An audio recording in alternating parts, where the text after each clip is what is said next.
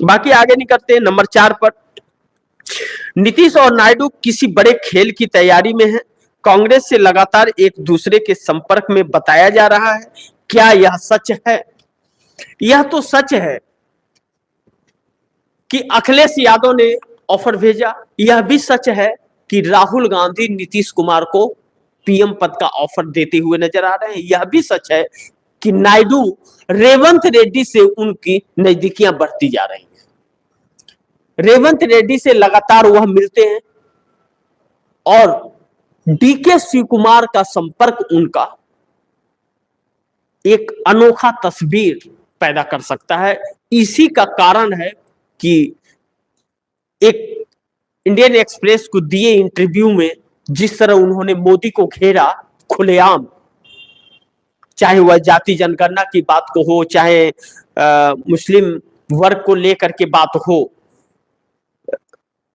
आंध्र प्रदेश के अंदर वो मुस्लिम वर्ग को 4% आरक्षण की बात उन्होंने अपने मैनिफेस्टो में लिखी थी। हज करने वाले यात्रियों को 1 लाख रुपया यात्रियों को मदद की जाएगी सरकार की तरफ से, मैनिफेस्टो में था। जो उन्होंने वहां यह कहा था कि मदरसे को, तो वह मोदी के साथ कैसे रह सकते जब मोदी उसमें फूट डालना चाहते हैं। अब कैसे बन सकती है एकनाथ शिंदे वहां बुर्का बांट रहे हैं? इसके पहले कभी शिवसेना वाले बुर्का बांटे थे क्या? बांटे थे क्या? भाजपा बांटी थी क्या? क्या जरूरत पड़ी अब कि पैसे भी बांटे जा रहे हैं, बर्तन भी बांटे जा रहे हैं और बुर्के भी बांटे जा रहे हैं? क्यों? जब तारीखों का ऐलान होना है तब। लेकिन महाराष्ट्र का मुद्दा यह नहीं है, नायडू का मुद्दा यह नहीं है। नायडू का वह मकसद पूरा नहीं हुआ मोदी के साथ आकर के जिस मकसद से आए थे। पोलावरम सिंचाई परियोजना आंध्र प्रदेश की बहुत ही जरूरी चीज है। बहुत ही जरूरत आंध्र प्रदेश को राजधानी की है। जैसे बगैर घर के लोग रहते हैं किराए पर, वैसे ही चंद्रबाबू नायडू का आंध्र प्रदेश है, उसकी राजधानी नहीं है। क्योंकि तेलंगाना से अलग हुआ और 10 साल के लिए हैदराबाद राजधानी के रूप में मिली थी और उसके बाद वह खाली करना 2 भाइयों के बंटवारे में लिखित है वह। और वह मकसद जो नरेंद्र मोदी तत्काल पूरा करने के लिए कहे थे वह पूरा नहीं हुआ है। विकसित देश बनाएंगे उसके तहत 10,000 करोड़ रुपए की मांग की थी उन्होंने, कर्ज से निपटने की मांग की थी, लेकिन 15,000 करोड़ बजट में दे करके सारा झुंझुना थमा दिया, जबकि 1 लाख करोड़ का डिमांड था। अब बिहार को 17,927 करोड़ रुपए का पहला पैकेज मिला है, जो 58,000 करोड़ रुपए का ऐलान इन्होंने बजट में किया था, उसी में का यह विशेष पैकेज है। या अगर इसे मान ले कि विशेष पैकेज के तौर पर वह बजट अलग है या अलग दिया है, तो अलग अलग परियोजनाओं के लिए दिया गया है। तो इससे बिहार को क्या रोजगार मिलेगा? बिहार के अंदर जो 9वीं अनुसूची में अगर बिहार को डाल दिया जाए संविधान के अंदर, तो वह 65% का आरक्षण दे सकते हैं, जैसा जाति जनगणना नीतीश कुमार ने कराई थी और देश में कराने की मांग की जा रही है।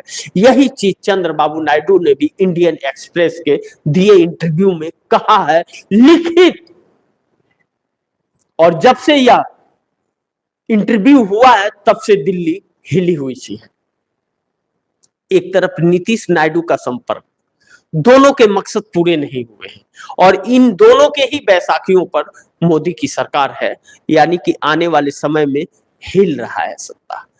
सबको चूना लगाया, सबको ठेंगा दिखाया और अब मोदी को ठेंगा दिखाने की जब सहयोगी सोचने लगे, जीतन राम मांझी कहने लगे कि मैं कुर्सी छोड़ दूंगा, इस्तीफा दे दूंगा मंत्री पद से, चिराग पासवान कहने लगे, तब समझ जाइए नीतीश और नायडू क्या सोच रहे हैं। लेकिन नीतीश के ही मंत्री लल्लन सिंह मोदी के कसीदे पढ़ रहे हैं और नीतीश से बगावत करते हुए नजर आ रहे हैं, यानी कि पेच फंसा हुआ है। मोदी ने किसी को भी छोड़ा नहीं है, इससे यह साबित होता है। और नंबर 5 पे आया कि महाराष्ट्र में दशहरा के मौके पर इंडिया और एनडीए में दिखाई अपनी ताकत। क्या मतलब है?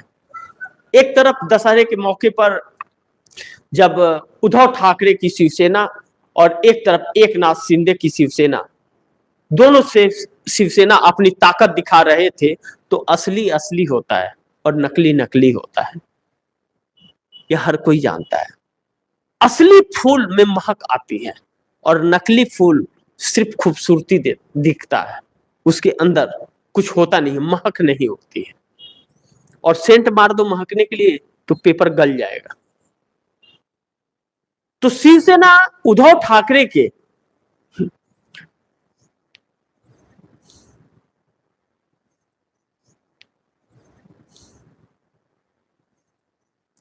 रिस्पॉन्स मिल रहा था उद्धव ठाकरे के सभाओं में, और एकनाथ शिंदे के सभा में रिस्पॉन्स नहीं था। रिस्पॉन्स देने वाले दर्शक हमेशा वह वोटर होते हैं, और जो रिस्पॉन्स नहीं देते हैं वह बुलाए गए लोग, पैसे पर होते हैं।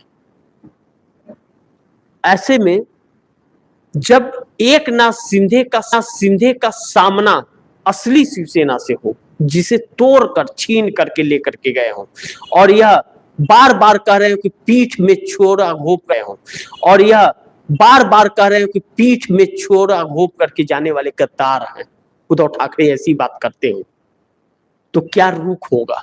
और उद्धव ठाकरे ही चेहरा इंडिया गठबंधन के हैं इस वक्त महाराष्ट्र के अंदर। और शरद पवार चाणक्य जो कहे जाते हैं, शरद पवार के कहने पर ही, शरद पवार से बगैर राय मशवरा लिए हुए उद्धव ठाकरे फैसले नहीं ले रहे हैं। इंडिया गठबंधन में कांग्रेस, शरद पवार और उद्धव ठाकरे तीनों की बैठक के बाद कोई भी फैसले लिए जा रहे हैं। अकेले कोई भी व्यक्ति फैसला नहीं ले रहा है और फैसले तुरंत हो रहे हैं। लेकिन वहीं एनडीए के अंदर एकनाथ शिंदे की कोई नहीं सुन रहा है, वह नाराज है और नरेंद्र मोदी उनसे खफा है और उनको भी तोड़ने का प्रयास कहीं ना कहीं कर रहे हैं। इस चीज का यह एहसास एकनाथ शिंदे को है।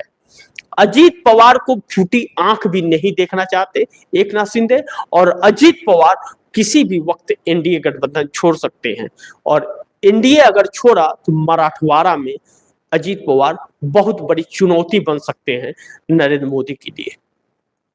और महाराष्ट्र चुनाव जीतना इतनी बड़ी चुनौती हो गई है भाजपा के लिए कि भाजपा की सरकार आनी चाहिए, क्योंकि आरएसएस भी अब बहुत सक्रिय होता हुआ नजर आ रहा है। और यह भी खबर है कि आरएसएस के प्रचारक भाजपा के लिए निकल पड़े हैं, जिस तरह हरियाणा में निकले थे। 16,000 बैठकें हरियाणा के अंदर आरएसएस के प्रचारकों ने लोगों की घर घर में बैठक की थी।